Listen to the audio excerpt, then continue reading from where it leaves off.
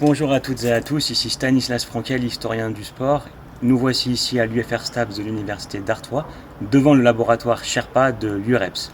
Je vous parle aujourd'hui de la fête de la science qui va se dérouler du 9 au 12 octobre 2023, ici à l'UFR STAPS de l'Université d'Artois, situé chemin du Marquage à Liévin, 62 800. L'entrée est libre, vous êtes toutes et tous les bienvenus.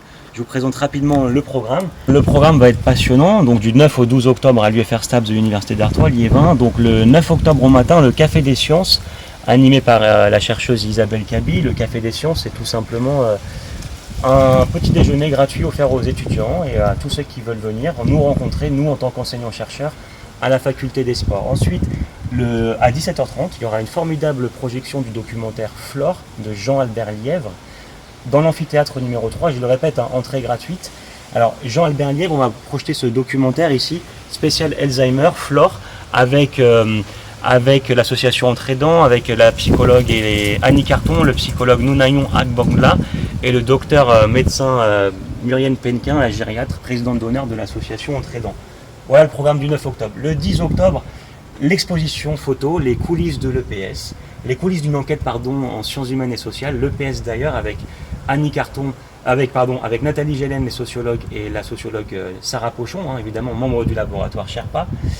Le 10 octobre au soir, conférence à 17h30 dans l'amphithéâtre numéro 3 avec le doctorant Gianni Marassa et le docteur Thibaut Delfavero, sociologue, sport, violence et radicalité, le fruit est-il pourri?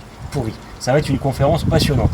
Enfin, mercredi 11 octobre, 17h30, toujours dans l'amphithéâtre numéro 3, une conférence sur la fuite des athlètes, notamment africains, lors des compétitions en Occident. C'est un phénomène majeur qui se développe depuis une trentaine d'années, avec l'ancien boxeur champion du monde camerounais, Ndam Njika, et le doctorant Ugedi, que j'ai la chance de co-diriger avec le sociologue William Nutens et le professeur camerounais Wilbrod Zengwa. Et enfin, pour finir, le jeudi 12 octobre, en lien avec l'Office des sports de la ville d'Arras, nous avions eu un contrat financé. Le jeune chercheur Brahim Meshmash viendra présenter les grandes conclusions de sa recherche sur sport et Première Guerre mondiale. Ils étaient des hommes.